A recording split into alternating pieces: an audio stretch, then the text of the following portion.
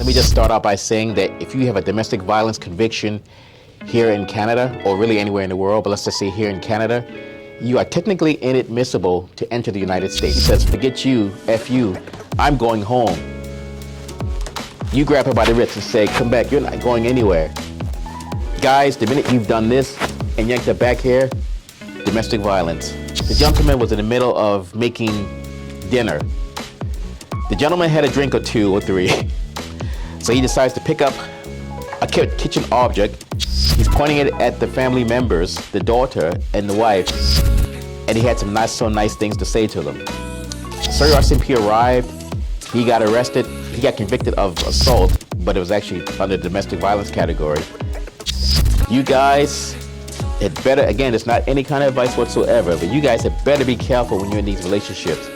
And for actual males, and if you guys get a wife or girlfriend and she wants to argue and make a scene in public, guys, just walk away.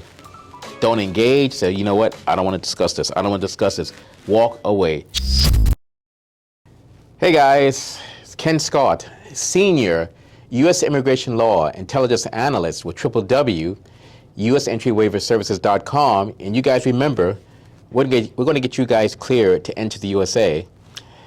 And you guys are already well aware that when I say guys, it's gender neutral, so gender is irrelevant in terms of this topic. I was thinking today, let's do a different topic. I like to talk about domestic violence because that's one of the things here in the community, well, Surrey community, or I guess wherever, that seems to be popping up more and more. Now, guys, in terms of this domestic violence, let me just start out by saying that if you have a domestic violence conviction here in Canada, or really anywhere in the world, but let's just say here in Canada, you are technically inadmissible to enter the United States, technically. Now, you guys are going to say, well, Ken, there's no domestic violence convictions here. Okay, that's fine. If you have a conviction here, let's just say Surrey, since we're in Surrey, if you got a conviction here in Surrey for assault, section 266, and the person who was victimized was a family member, husband, wife, girlfriend, boyfriend, ex-girlfriend, baby mama, baby daddy, or whatever, that falls under the domestic violence category as per U.S. immigration, as per their statutes. And in this case, as per their statutes, you technically are inadmissible to the U.S. Now, guys, I got to tell you something that happened. Now, on one of our online platforms, a person said that their partner has such a conviction. Now, I'm debating whether I should even say this, but that particular person, what they've done is that person has essentially got that conviction off their spouse's record, let's just say. And that person was wondering if they needed a waiver to enter the USA. And of course, I stated, well, yeah, it's a domestic violence offense. That person tried to debate with me saying that it's not domestic violence. The person just fought with their ex-spouse. Guys, it's still domestic violence. But the point I'm getting at is what that person did was they got that off the record. They think that they can get into the USA and CBP won't know about it. So I'm trying to say this in a way that they're not, in a sense, incriminated, but you guys need to be aware of this. If you guys, like I told this person last week on our certain online platform, if you have a 266 conviction for assault, and again, if the victim was, mother, father, daughter, husband, baby mama, baby daddy, whoever, you are inadmissible to the United States for domestic violence, which means you need a waiver. Now, I explained to this person that it says 266 when they run the name. Fine, whatever, 266. The officer at CBP may or may not ask you about details regarding that situation. So if that officer does never ask you any details, I mean, that's one thing. Because some of these officers, they see 266, they assume it's like something simple like a bar fight or a shouting match. That's not a good policy that CBP, these officers are doing at the border, but because we're on the sides of the clients, I mean, it's great for the client. But you get the one officer who says to you, hey, who was the victim of this assault? Now you have a dilemma. Do you want to tell them that the victim was, let's say, if you're a guy, the victim was my ex-girlfriend, or let's say wife, or even current wife? You're going to render yourself inadmissible to the USA because now this officer knows that the victim was, in this case, ex-wife or current wife. If you say that this victim was, oh, just some guy I met at the Dublin's pub in Cloverdale, technically that's misrepresentation. Now, you guys are walking a tightrope with that, and again, none of this stuff is any kind of advice whatsoever. But you guys are walking a tightrope because depending upon the officer, if he or she is really good, and they do some digging, and they find out through your own voluntary admittance or other sources that the victim was not someone from Dublin's pub, was indeed an ex-wife or current wife, you guys are now guilty of misrepresentation and the criminality. So you got 2 strikes against you. That's not a good thing. So when you guys get these domestic violence convictions here or offenses, you really got to be careful. Again, this is not advice whatsoever. You really got to be careful regarding when you enter that USA at that port of entry. Just to give you guys a little bit of a history, when I was a law enforcement officer in Washington State, quite often we went on domestic violence calls. I went on one call where we arrived, and long story short, I'll skip past the quiet parts. We walked into the residence. The gentleman decides to, imagine that this is a bottle here, I don't know, a pop bottle. He smashes it on the counter, points it at us, and says, "Get the F out of my place. Get the F out of my place," to me and my trainer. Now, I'm shocked. That's the first time I ever seen anything like that in my life. But my trainer immediately, his skills kicked in. Mine kicked in too, maybe a second or 2 later, because again, first time seeing something like that. So, long story short, we drew our weapons, told him to get on the ground, drop the bottle. He dropped it. As we're trying to handcuff him, he decides to fight. When we're trying to get this gentleman cuffed, his girlfriend, who actually called us, she gets on my trainer's back, takes her fingers like claws, starts clawing his face like this, if you can just imagine. And we're dealing with a guy on the ground, and she's clawing him, saying, "Leave him alone, leave him alone." So I grabbed her, I slammed her on the ground, threw her off, and handcuffed her.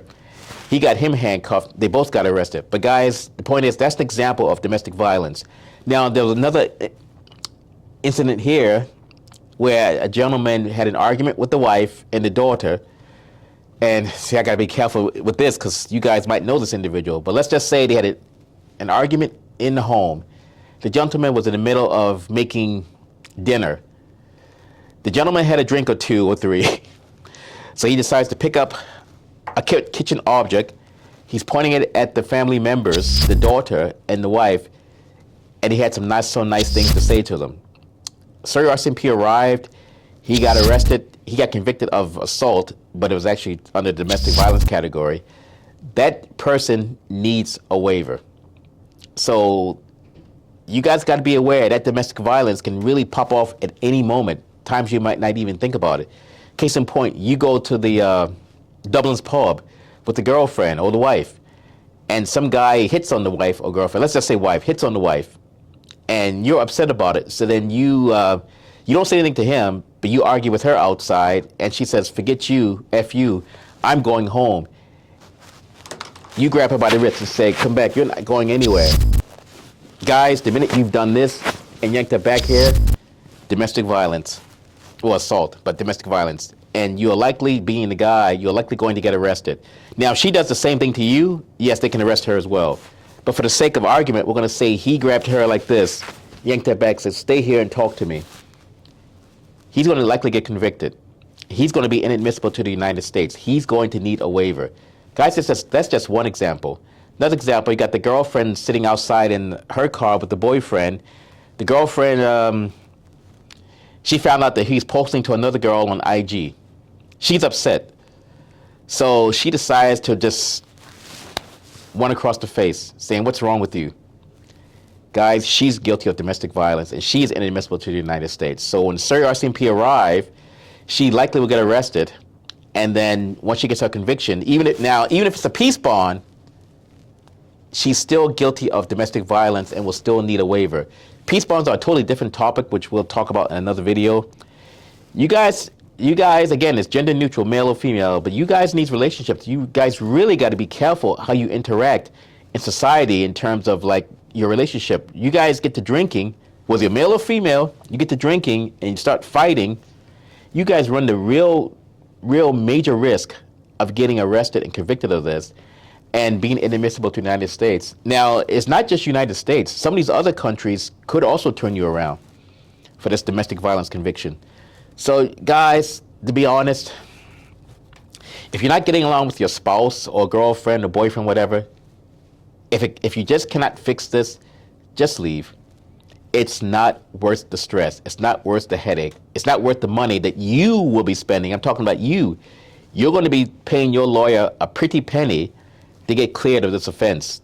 And we're not even talking about USA, but you're going to be paying a pretty penny to get cleared. So you guys had better, again, it's not any kind of advice whatsoever, but you guys had better be careful when you're in these relationships.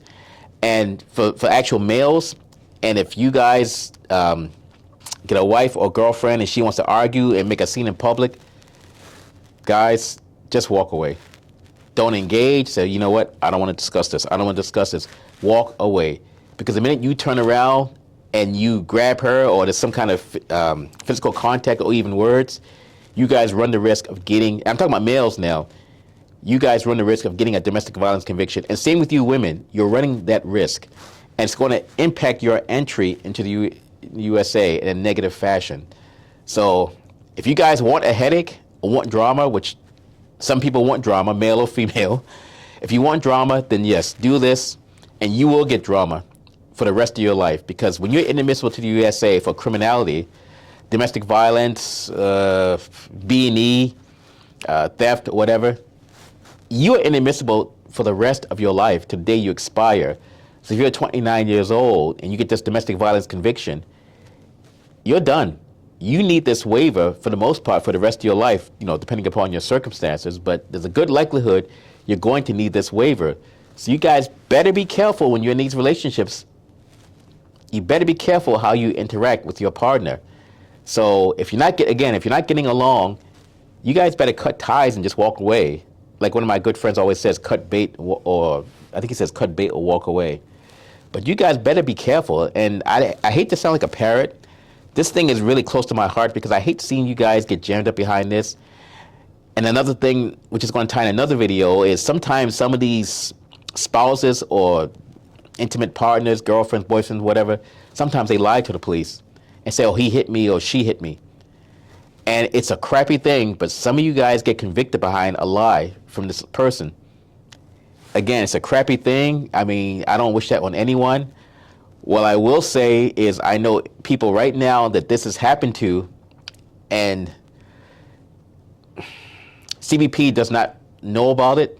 They'll never know about it because the way it is in the databases. Again, I don't want to incriminate anyone because some of these people are my friends, but you guys had better be careful. So again, I don't want to sound like a parrot, but I want to pretty much end on that note. So Ken Scott, Senior, U.S. Immigration Law Intelligence Analyst with www.usentry-waiver-services.com, and it's 888-908-3841 or 604-562-8140. If you guys need to get cleared to enter the USA, give us a shout. In the words of my Vulcan colleague, live long and prosper.